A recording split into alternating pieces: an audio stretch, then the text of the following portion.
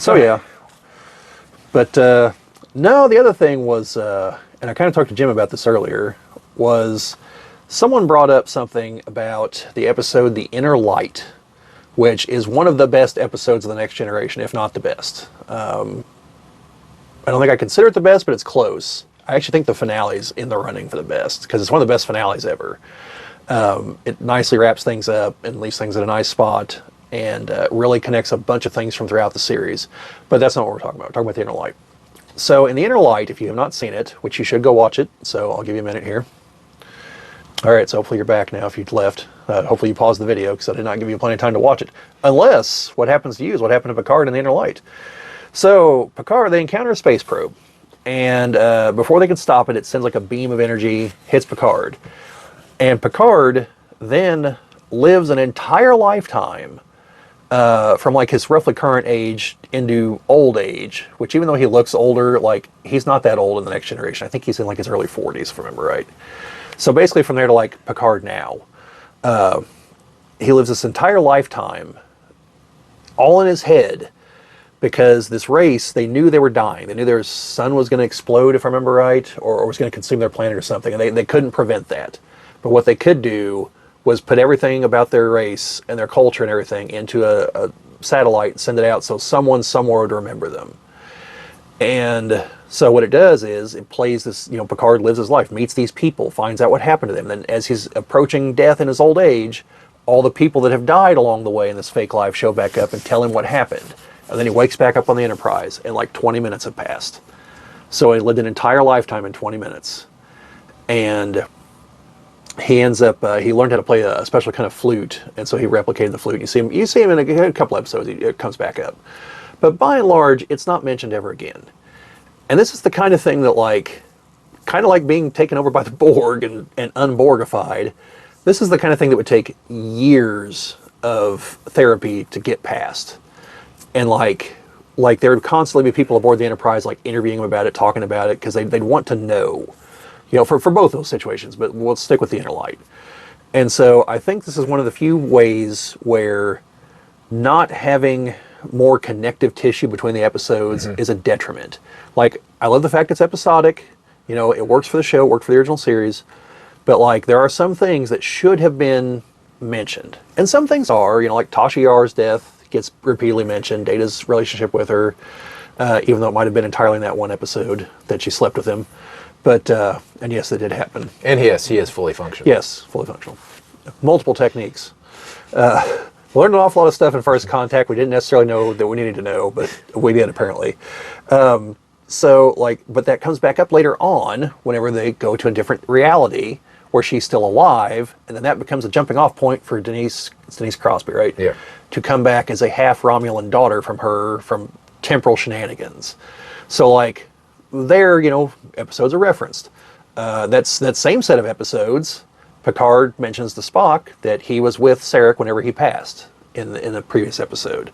So things do get mentioned, it's just not nearly enough. Yeah, I would say the only time that anything is somewhat mentioned about his living that past is a couple of times he plays the flute, which and a specific type of flute from this culture. Yeah.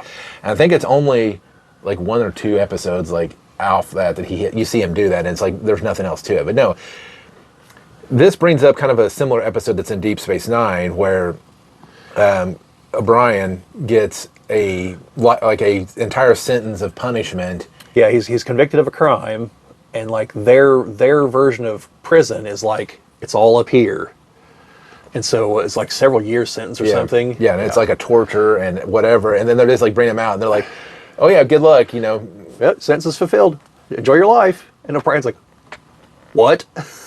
He's like, I just went, he's like, it's been how many ever years? He's like, well, no, it's, And I think he got it way worse than Picard. I mean, Picard, yes, he did develop relationships.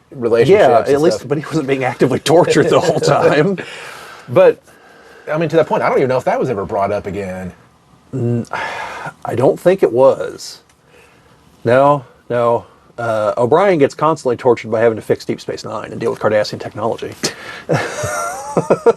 But Because he hates the Cardassians, which you know from an episode of The Next Generation, because he fought in the war against them and had to kill some of them, and like he was like, I never wanted to be a killer. Like that's why, because he's talking to a Cardassian, like that's why I dislike you, Cardassian. But yeah, now I think that episode, if that technology existed though, see like because with the Inner Light, they'd have to capture the satellite, reverse engineer it. I think they did bring the satellite on board though. They would have had to have, because they'd be like, no, we need to take this to the Federation archives and like study it, and so these people will be. Picard would have made a point of like, because no, these people deserve to be remembered, Yeah. But yeah, so I think it should have been brought up more, and it doesn't have to be a lot. Throwaway lines of like, Troy just occasionally like, so do you still, have the memories of the other life? What are they like?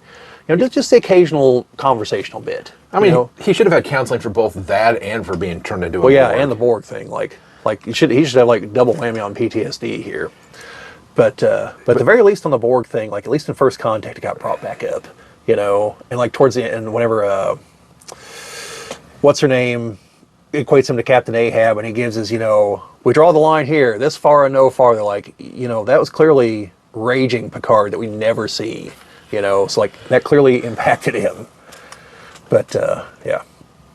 It also brings up an interesting point. Like, could you imagine, like, people already feel like their lifetime is short enough if you could just live entire lifetimes in minutes, and so it'd be like the Matrix, but instead of you just like living like your normal life at normal speed, you just be constantly living a life, dying, reincarnation, living the entire life again. It would be bizarre, to say the least. Like, I think we'd run into like Total Recall territory there.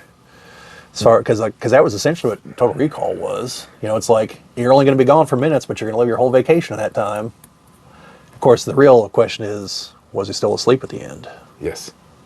I actually saw, do you remember Attack of the Show on G4? Mm-hmm. There was an episode where they were talking about that, and I don't remember who the host was, but his co-host, he mentioned that to her, and she's like, what are you talking about? He's like, the end of the movie. Like, is it a dream or not? She's like, what the hell are you talking about? He's like, that was like the whole point of the movie. Like, we don't know if he's actually still in the chair in Recall or not. He's like, we're going to go rewatch the movie. Clearly you missed something really important. Like, that was the whole point of the movie. Yes. Because that's even like the last line of the movie. Oh yeah, because he's sitting there, it's like, oh god, I just had a terrible thought. What if this is all just a dream? And if you've never watched Total Recall, sorry for the spoiler, go watch it. Pay attention to everything that happens on Mars. Then watch the movie again and pay attention to all the stuff that they try to sell him on at Recall. Because like, oh, we'll try this, the alien scenario, that's new. And like, everything looks like the stuff he finds underground. Oh, blue sky on Mars, let's try that. How's the movie end? You know? So. And if you want to know the camp I'm in, it was a dream. Well, I know Paul Verhoeven has said that everything up until he goes to Recall is not a dream. Correct. But he said after that, it's up to you. I think he has said that he knows which way he views it, but he's not going to spill the beans. So he's too busy defending the concept that Starship Troopers is a not a mockery. Help me out here, Jim. I was thinking homage, but not really. That's not homage. Well, while you're thinking, keep going. While you're thinking of that, because the only way that it isn't a dream is if the fact that the beginning of the movie parody. That's the word I'm trying to think of. Sorry. Is if the beginning of the movie is the dream sequence, and him going to Recall is where it actually. Well, I think it flips. could. I think it could actually be what we're presented as: is that he truly, genuinely is Quaid, and that like that going to Recall like fired everything that wasn't supposed to fire yet. Yeah. Like then it might the whole thing could be legitimate. Because everything he was hearing at Recall was actually what he had seen on Mars at some point. Yeah. So, but if you go by the movie and say everything in the beginning was real, then I would say the end of it was him still being in there. I lean towards it being a dream because it's too coincidental. Like even Cohagen tells him that at one point. He's like, "Don't you think things worked out just a little bit too?" No. He tells Cohagen like, it's too perfect, and Cohagen's like, too perfect, like it almost fell apart like a dozen times, and points it all out, and it's like, but the fact it didn't fall apart any of those times. Could you imagine him have to go back and tell his wife, I went to Recall and had this dream where I had to shoot you, or murder you with a machine gun because you were trying to kill me? Well, actually, I think it's the other one that shot her, but yeah. Well, but regardless, it's I'd see you get killed, but yeah. So the point is that like there should have been some things in the Next Generation that carried over, And some things kind of did. You know, like I said, you know, obviously Data brought up the fact that he was, you know, had relations with Tasha Yar a couple times. And then, you know, there were other things that did come up. You know, Worf's brother showed up a few times, and you know, things like that. Yeah, the whole Moog family. Yeah. You know, that seemed to be a constant throughout. Yeah, and even if it wasn't the greatest thing in the world, it was nice, like getting the glimpse of the actual, like what the Klingon culture is like on the other side. Because all we ever had up to that point was what we saw from the original series, which was, you know, these are our stand-in for the commies for our space Cold War scenario. But I did like the episode on the Deep Space Nine where they're like, what are they like? Those are Klingons over there, and they're like, they're at Worf, and Worf's like, we don't talk about them. Yeah, where they're in the Tribbles episode. Like, we're surrounded by Klingons. They're like, what the hell are you talking about, Worf? It's like, a bunch of them over there, and over there. It's like, what? Yeah, that was pretty good. So, but yeah. Yeah. I think that's all for that one, Jim. This has been a clip from one of our podcasts. The link to the podcast that this is from will be down in the description. And if you like what you saw here, like, share, subscribe, all that fun stuff. This is YouTube. Presumably you know how it goes. Thank you for watching, and see you folks later.